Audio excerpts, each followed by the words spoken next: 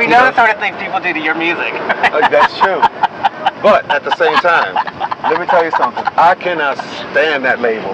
I can't stand being strapped with that label. What label? With Love Man, Love Woman? Or the bedroom person? Yeah, I hate it. Are you a prude? You decide that. I'm asking you. I'm not a prude. I'm who I am. And you see, the thing is that I don't ever sing about making love. Right. And the sheets and the satin sheets and the pretty red dresses and the panties and all of that. And I don't want to be, and when I want to hear that, yes, I buy who makes that. Right. Okay? But that's not the music I make. Dionne Warwick loves Tina Turner, but she ain't singing Proud Mary. Right. You know what I'm saying? So I like that art form, and I buy records like that. I buy Barry White records, and I buy Isley Brothers records. Okay, and I'm a fan of theirs, but that's not what I'm making. That's not, that's not the same thing as So Amazing. So Amazing and Between the Sheets are two different approaches. Okay, well, is that because that's not the vision that you have of yourself as an artist, or is that a reflection of just how you carry yourself as a person, or is it a combination of both? Okay. It's mostly the latter. I've always been big on metaphor. I was never one to blatantly state what could be implied when it comes to art. Okay. I was never one to just blatantly state a body part. I would rather some people not get it because they don't understand the implication or the metaphor than to just have to blatantly state it. Now that's me for me. But I buy music where stuff is blatantly stated, and if it is, well, maybe that's not the way I would have written that passage, but that's the way they wrote it, and I still like it because that's who they are. I always find it surprising when people call your music baby making music and stuff like that, because I do think that I find when I play your music and when other people I know play your music, it's much more like, after the love is gone, and you're waiting for the love to come back, or something like that. Well, I mean, just where is your conception of love shaped? In terms of how you express that as a writer, where did you learn about? How did you learn about love, and what are you really trying to convey in certain songs, and why? I suppose it's all a 16 questions in one thing. No, but it's all good. It's the sum total of my life's experiences, my life's disappointments, my life's conquests, then more disappointments, then another disappointment or two, then a minor conquest, okay, then a slew of disappointments, and so, but when I was young, I forget what age I was when, what in the world is this? You're kidnapping us. This is the back. Oh, no. I remember, you remember Love Story, Ryan O'Neal and Ally McGraw?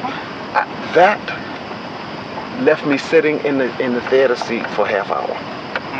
I was totally unprepared. I was playing hooky and went to the movies to see that.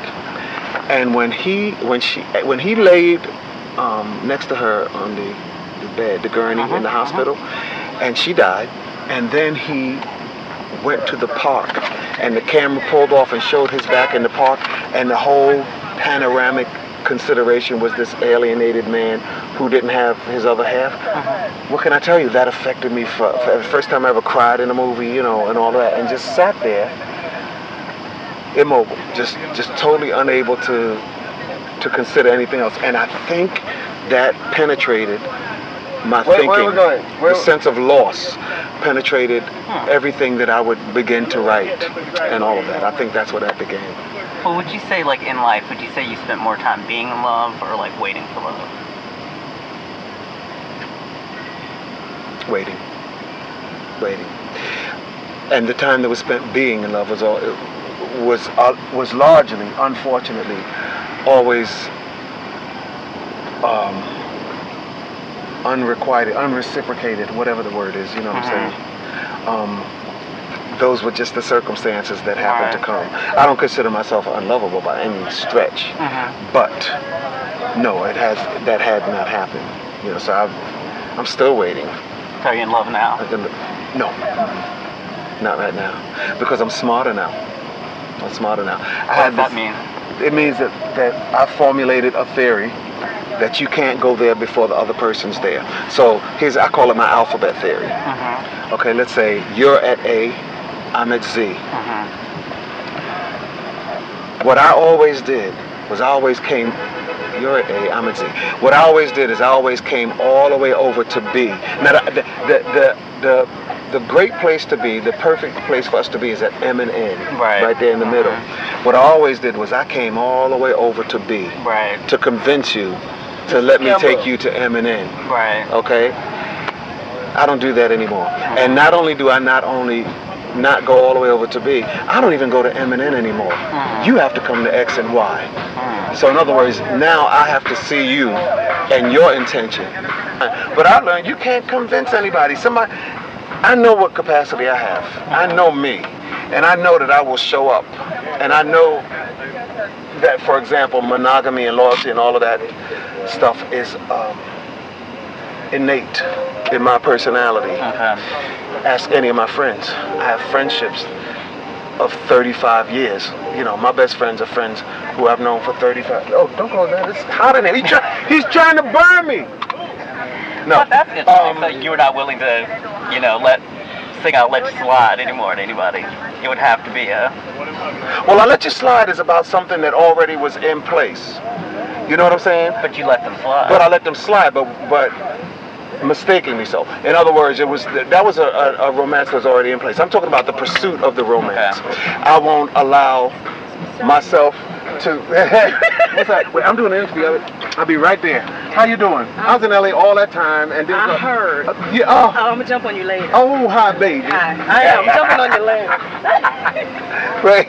So, I'm talking about the pursuit of it, and that initial thing where you regard someone, or you can envision yourself with someone, but they are giving you no indication that that's anything close to the role that they would see you in. You know, I found myself a lot of times with people who want to be platonic friends, but I mean, and genuine friends. You know, because I'm really good friendship material. I find out. But after that, I've had problems moving it into that next romantic phase. I don't care about everybody. We're talking about me. Okay? We're talking about me and the songs I write and why they're written that way. You know, but you were saying, like, you're making it sound like it's an individual thing. So I'm just saying. But wait a minute. I think everybody feels like that. That's No. Let me re-guide your train of thought here. Everybody does feel that way, and everybody is entitled to feel that way. But everybody isn't under the same scrutiny. Everybody doesn't have E.F. Hutton around them all the time. You know what I'm saying? Well, why is Luther talking to that person? Oh, why is Luther I wonder if Luther... Oh, blah, blah, blah. You know. Enough said.